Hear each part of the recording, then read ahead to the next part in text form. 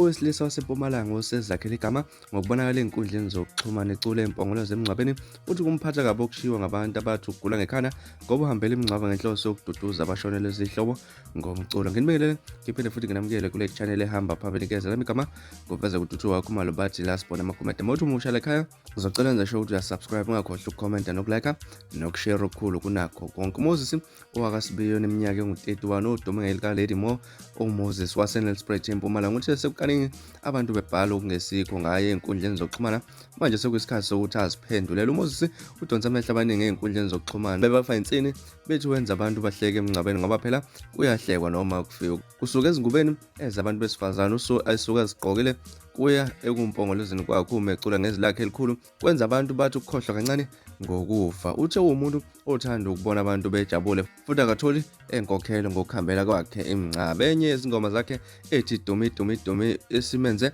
waze waqasha ukuyonandisa ukuphatha uhlele emcimbini nemisebenzi nje yokuheha abantu ey'nkundleni zokuxhumana ukuvela ngamaVideo akhe lapha ey'nkundleni zokuxhumana. Uthe akuzange kumlethele udumo kuphela kodwa kukhona abaqhamuke nezindaba ezimphatha kabi. Uthe kukhona abathi wayephila saka ephila impilo eyejwayelekile njengomuntu wesilisa ngaphambi kokuthi athakathe wagcina esegula ngekhanda. Uthi baze bathi ukuhambela yonke imingcwabo ngakubo kukhombisa ukuthi kukhona okungahambi kahle kuye. Uziphendulela ngesikhathi exoxa nelinye lamaphephandaba laphana uthe wayevele ethandana nabantu besilisa yize wayegqoka iy'mpahla zabantu besilisa. Uthe angiguli ngekhanda kodwa impilo engiyiphila manje nezimpahla engizigqokayo ziyingxenye yempilo engiyikhethele yona. Into ethinta ukujabulisa umuntu ophatheke kabi iyona engiyithanda kakhulu. Angithandi ukubona abantu bedumele, ngisuke ngicula ngoba nakho ngiduduza. Mina nje ngikhule kanzima ekhaya, ngikhulise ugogo owashiya emzini yabantu lapha. Isimo esiyisibi kakhulu, indima yobumnandi bengiyithanda kodwa ngathi ngiqeda isikole ngakhetha ukuthi ngiyofunda umsebenzi ukuze ngisize ugogo. Bengisebenza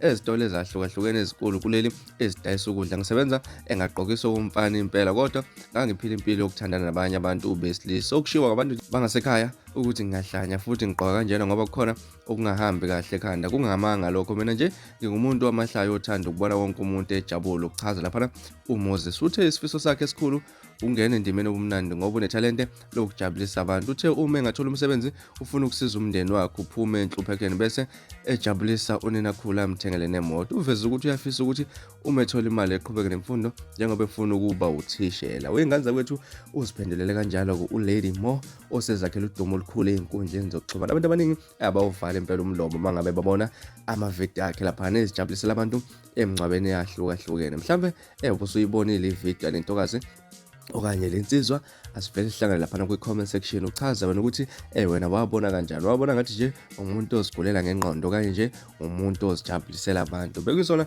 iy'ndaba esinihlala zona kwezisenkezi. Ngicela ukuthi-ke nenze sure ukuthi na-subscribe, ningakhohlwa ukukhomenta nokulike nokushare okukhulu kunakho konke. Nibe nosuku olumnandi, nginithanda kakhulu.